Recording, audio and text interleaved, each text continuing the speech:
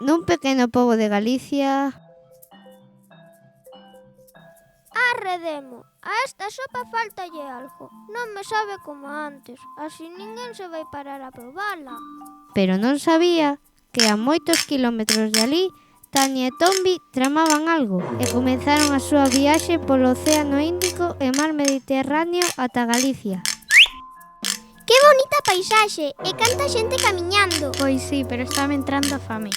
Ah, pois mira aquel restaurante, cheira que alimenta. Imos, a ver se hai sopa. Dende China visítanos Lin. Qué bonito sería montar un negocio por aquí, pero primeiro a comer.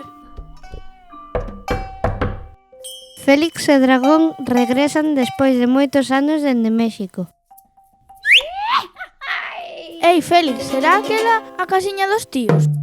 Pois imos ver, porque cheira que recende.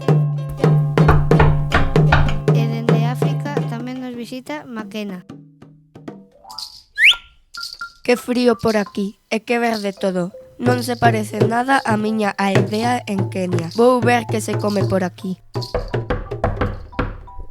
E de Europa...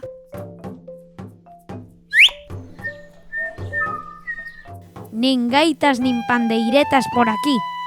Vou entrar neste restaurante a ver se atopo algo.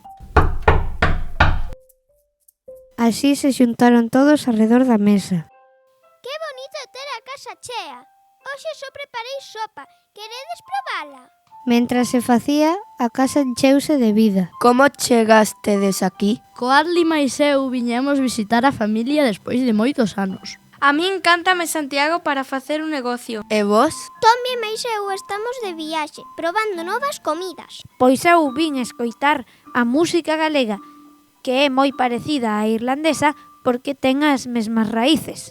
Eu quería descubrir outra parte do mundo, diferente á miña querida aldea en Kenia. En as islas de Salomón bótanlle coco. A sopa está lista. A sopa debía estar ben boa, porque non quedou ni unha pinga, e todos preguntaron: Cal é o segredo desta sopa tan rica? O ingrediente para a mellor sopa do mundo sodes vós. Todos se miraron sorprendidos, seguiron falando e despois despedíronse para seguir o seu camiño. Non se antes deixaron un agasallo de recordo.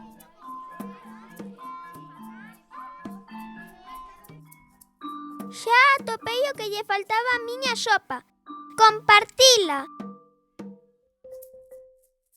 Agora sabedes a receita da mellor sopa do mundo.